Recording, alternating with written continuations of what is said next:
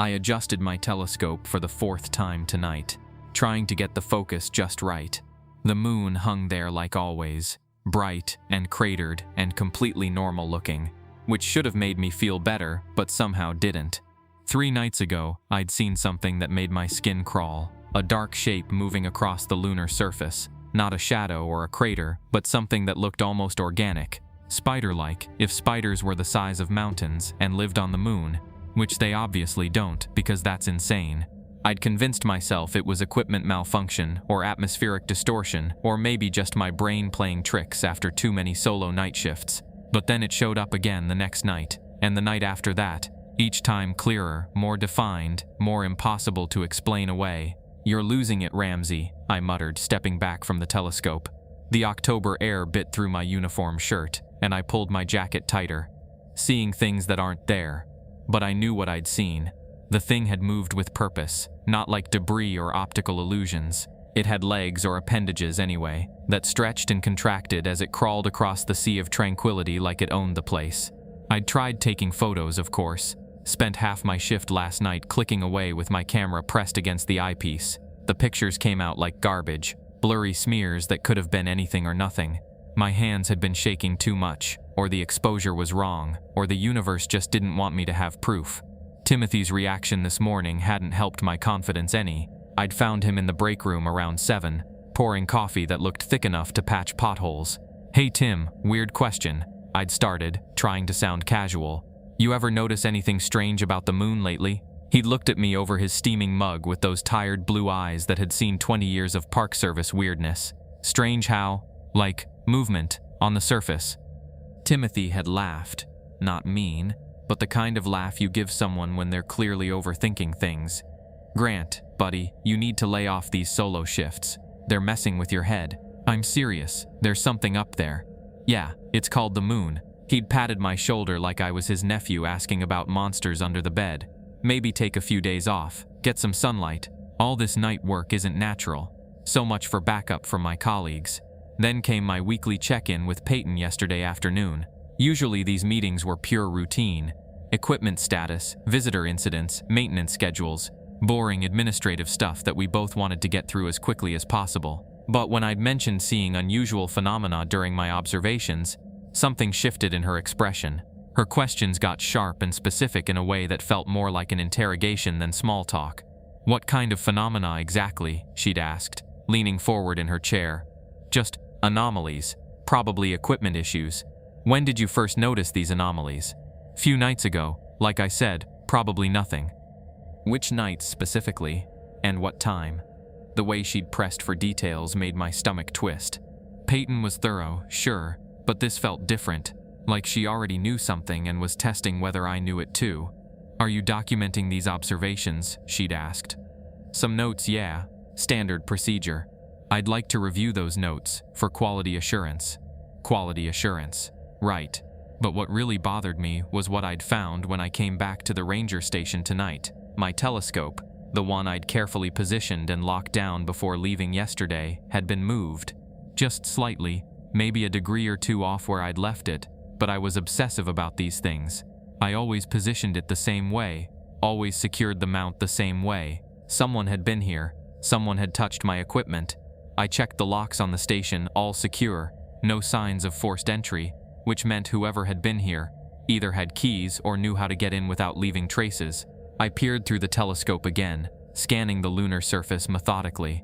Everything looked normal. Craters, Maria, the usual geography that hadn't changed in millions of years. No dark shapes, no movement, nothing that would make a reasonable person think giant spider things were crawling around up there. But I wasn't feeling particularly reasonable anymore. The timing was too convenient. I report strange sightings to my supervisor, and suddenly my equipment gets mysteriously adjusted. Either someone was trying to make me think I'd imagined everything, or they were trying to prevent me from seeing it again. Neither option made me feel better about the situation. I pulled out my notebook and wrote down everything I could remember about the past few days. The sightings, Timothy's dismissal, Peyton's weird questions, the moved telescope. If I was going crazy, at least I'd have documentation of the process. If I wasn't crazy, then someone was working pretty hard to make me think I was. The radio crackled with routine check-ins from other rangers, normal voices reporting normal things, trail conditions, weather updates, the occasional lost hiker. The mundane reality of park service work that usually comforted me, but tonight felt like a thin veneer over something much stranger.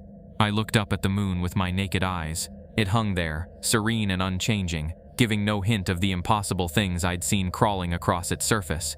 But I knew they were there, or had been there, or would be there again, and I was starting to suspect that other people knew it too.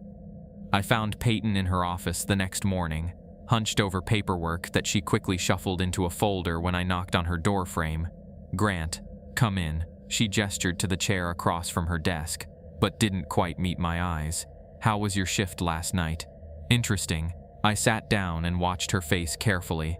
"Someone moved my telescope." "Moved it how?" "Repositioned it. Maybe 2 degrees off where I left it. The mount was loosened and retightened." Peyton nodded like this was completely normal. "Oh, that was maintenance. Routine equipment inspection.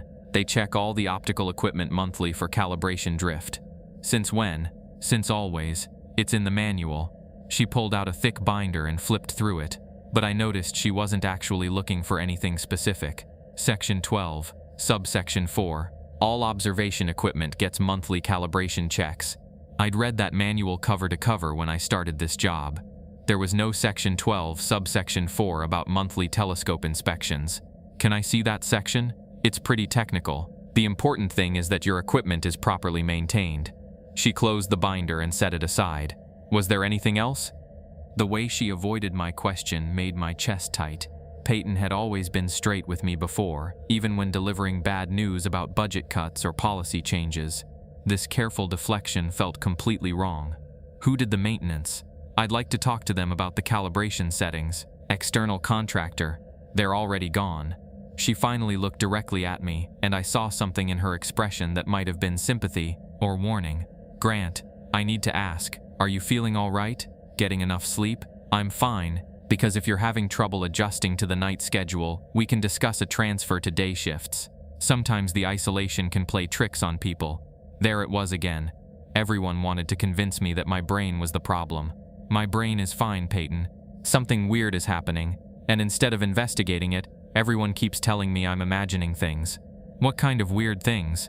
I studied her face, looking for any hint of what she already knew. "Movement on the lunar surface. Objects that shouldn't be there." She was quiet for a long moment, and I could practically see her choosing her words. "Grant, I'm going to be direct with you. If you're seeing things that aren't there, that's a medical issue we need to address. If you're seeing things that are there but shouldn't be, that's not something a park ranger needs to worry about." "What's that supposed to mean?" "It means your job is to monitor park visitors and wildlife, not to investigate astronomical phenomena. If there were genuine concerns about lunar observations, NASA would handle them. And if NASA isn't handling them, then it's not your problem." She leaned forward, and for a second her professional mask slipped. "Grant, some things are bigger than us. Sometimes the best thing you can do is focus on what you can control and let other people handle what you can't." I left her office feeling more unsettled than when I'd arrived. Peyton's answers had been too smooth, too prepared, like she'd been expecting these questions and had practiced her responses. The drive to Gatlinburg took 40 minutes through winding mountain roads that normally helped clear my head. Today they just gave me time to think about how everyone seemed determined to shut down my questions before I could ask them properly. The observatory sat on a ridge overlooking the valley, a white dome that looked like something from a science fiction movie. I'd been here once before on a school field trip years ago, but it felt different now. Less like a place of discovery and more like a potential source of answers that someone didn't want me to find. The woman at the front desk directed me to Dr. Willow Nakamura, who was adjusting something on a massive telescope when I found her. She looked up when I introduced myself, and her smile seemed genuine enough. "Park ranger, huh? Don't get many of you folks up here. What can I help you with?" "I've been doing some lunar observations from the park, and I wanted to compare notes with someone who has better equipment." "Sure. What kind of observations?" I decided to start small. Unusual surface features, things that don't match the standard geological maps. Her smile faded slightly. "What kind of features?" "Dark objects. Large ones. They seem to move between observation sessions." Willow went very still. She glanced toward the door, then back at me. Can you be more specific about what you mean by move? Position changes, like they're not fixed to the surface. She was quiet for almost a minute, and I could see her having some kind of internal debate. Finally, she walked over and closed the door to the observation room. How many people have you told about this? She asked quietly. My supervisor. Another ranger. Why? Because 3 other people have contacted me about similar sightings in the past month. Amateur astronomers, mostly. People with decent equipment who know what they're looking at. My pulse picked up. What did you tell them? The same thing I'm going to tell you. Stop asking questions. She adjusted her glasses nervously. My supervisor confiscated all our lunar observation logs 2 weeks ago. Said there were data quality issues that needed review. When I asked when we'd get them back, he told me that continued employment here depended on focusing on approved research projects. Approved by who? He didn't say. But the next day, 2 men in suits showed up asking about our lunar monitoring capabilities. They weren't from NASA. Willow walked over to her computer terminal and looked around again before typing in a password. I'm going to show you something, but you can't tell anyone where you saw it. And if anyone asks, this conversation never happened. The screen filled with what looked like satellite imagery of the lunar surface. But these weren't the static, familiar images from textbooks. These showed the sea of tranquility in high resolution, and there were definitely objects on the surface that didn't belong there. These are from last week, Willow said. Enhanced composite images from multiple sources. The objects were huge, easily the size of buildings, and they had an organic quality that made my skin crawl. They looked like massive spiders or crabs, with long appendages that stretched across the lunar terrain. And in the sequence of images, you could clearly see them in different positions. They're feeding, Willow said quietly. We think they're consuming lunar material, but the energy signatures are unlike anything we've seen, and it's affecting Earth. How? Tidal patterns are shifting in ways that don't match normal lunar gravitational cycles. Ocean temperatures are fluctuating. The magnetic field is showing anomalies. She pulled up another screen showing wave patterns and data charts. Whatever these things are doing up there, it's having measurable effects down here. I stared at the images, feeling a mix of vindication and terror. I wasn't crazy, but what I'd discovered was so much worse than I'd imagined. How long have you known about this? Officially, I don't know anything about it. Unofficially, we've been tracking anomalies for about 6 weeks. She started closing the files. But like I said, people who ask too many questions get visits from federal agents. People who keep asking questions after that tend to lose their jobs. Or worse. Worse how? Dr. Martinez at the University Observatory was found dead in his office 3 days ago. Heart attack, they said. He was 34 years old and ran marathons. She deleted the images from her screen. He'd been calling around to other observatories, trying to coordinate observations of lunar anomalies. The room felt cold suddenly. You think someone killed him? I think people who threaten national security have accidents. And apparently, knowing about lunar creatures qualifies as a threat to national security. She walked me toward the door, her movements quick and nervous. My advice? Forget what you've seen. Transfer to day shifts. Find a nice boring job where the biggest mystery is why tourists don't read trail signs. What about you? I'm going to keep my head down and hope this whole thing resolves itself before it gets worse. She opened the door and looked out into the hallway. But between you and me, I don't think it's going to resolve itself. I think it's going to get much worse, very quickly. I left the observatory with my head spinning. The drive back to the park felt surreal. Normal mountain scenery and everyday traffic, while my brain tried to process the fact that humanity was apparently facing some kind of extraterrestrial threat that the government was desperately trying to hide. About halfway back, I noticed the black SUV in my rearview mirror. It had been behind me since I left the observatory, maintaining a careful distance but making the same turns I made. When I slowed down, it slowed down. When I sped up, it matched my pace. I took a detour through downtown Gatlinburg, weaving through tourist traffic and making random turns. The SUV stayed with me, never getting close enough for me to see the driver clearly, but never falling far enough behind to lose sight of my truck. By the time I reached the park entrance, my hands were shaking on the steering wheel. The SUV didn't follow me past the gate, but I could see it parked on the shoulder of the main road, waiting. I was definitely being watched now, which meant Willow was right. Asking questions about the lunar creatures had attracted exactly the kind of attention that ended careers. Or lives. But I couldn't stop thinking about those images. about the massive things crawling across the moon's surface while everyone on Earth went about their normal lives, completely unaware that something was feeding on the celestial body that controlled their tides and their nights. Whatever was happening up there, it was bigger than Park Service politics or career concerns. And if the government was covering it up instead of addressing it, then maybe it was up to people like me and Willow to figure out what came next, even if that meant becoming targets ourselves. I pulled into the gravel driveway of the cabin just as the sun disappeared behind the ridge. The place looked exactly like Willow had described, isolated, run down, the kind of rental that people used when they wanted to disappear for a weekend, perfect for a conversation that could get us all killed. Timothy's truck was already there, which surprised me. When I'd called him this afternoon, he'd sounded reluctant about the whole thing. "This is crazy, Grant," he'd said. "Meeting some astronomer to talk about moon monsters, you're going to get us both fired." But here he was, probably because underneath all his dismissive jokes, Tim knew something was wrong too. 20 years of Park Service had given him instincts about when situations were heading sideways. Willow answered the door before I could knock. She looked like she hadn't slept in days. Her hair was messy, her clothes wrinkled, and there was a manic energy in her movements that made me nervous. "Thank God you came," she said, pulling me inside. "Both of you. We don't have much time." Timothy sat at a small wooden table, nursing a beer and looking skeptical. "So this is the scientist who's got you all worked up." "Dr. Willow Nakamura," she said, shaking his hand. "And I'm about to show you why Grant isn't crazy." She'd brought a laptop and some kind of portable satellite dish that she'd set up by the window. The screen showed a live feed of the lunar surface. But this wasn't like any moon imagery I'd seen before. The resolution was incredible, and there were definitely things moving around up there. "Jesus," Timothy whispered, leaning forward.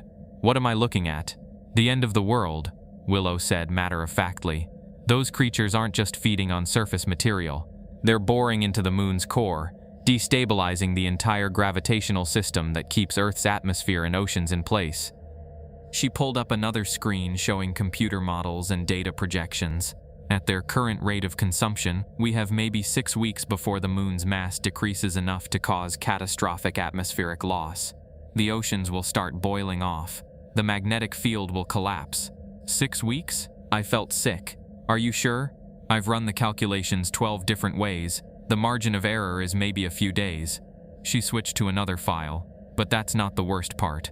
The worst part, apparently, was that the government had been trying to kill the creatures with orbital weapons for the past month.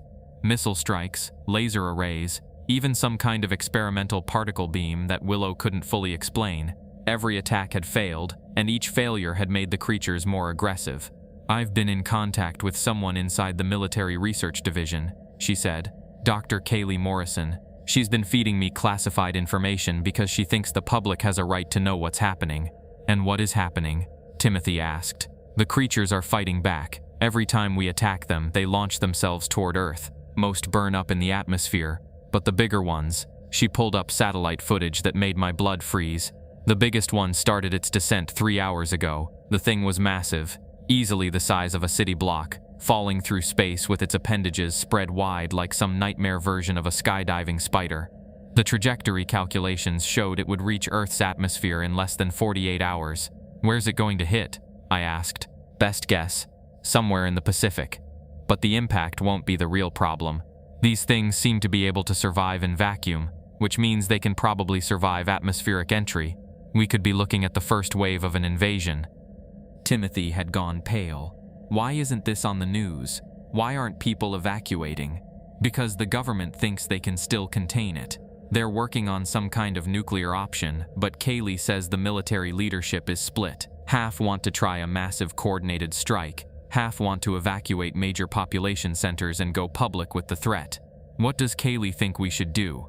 "She's coming here tonight to show us the full classified files. She thinks people like us, civilians with knowledge of the situation, might be the only ones who can get the truth out if the official response fails." We spent the next hour going through Willow's data, and every piece of information made the situation look worse. The creatures weren't just random monsters. They showed signs of intelligence, coordination, even strategy. They'd adapted to each type of weapon used against them. They were learning.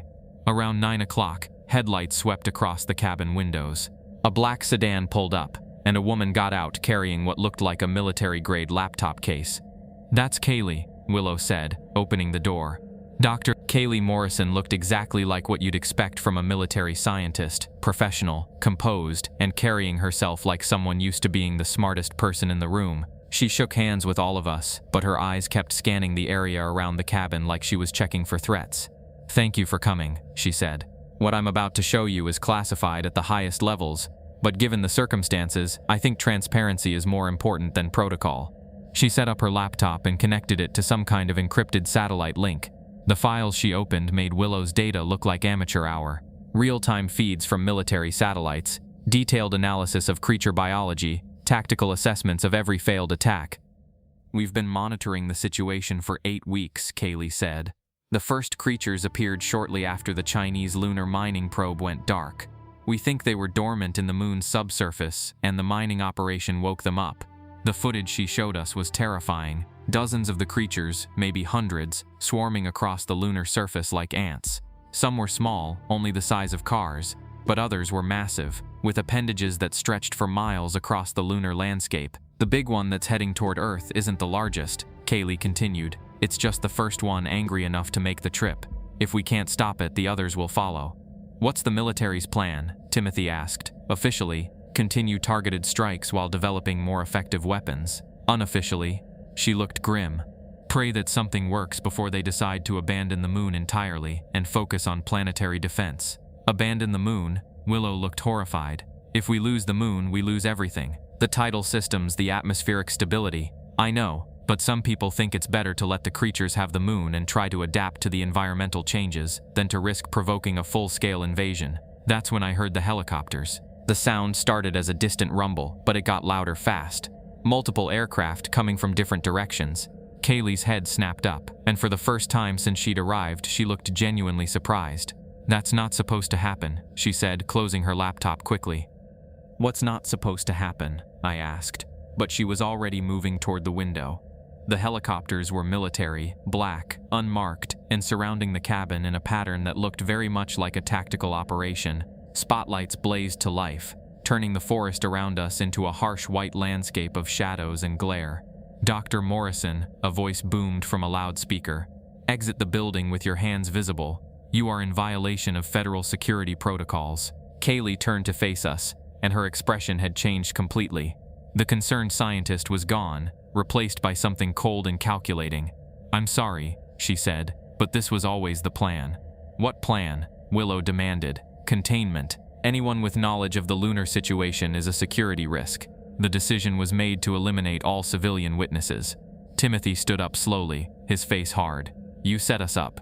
I did my job.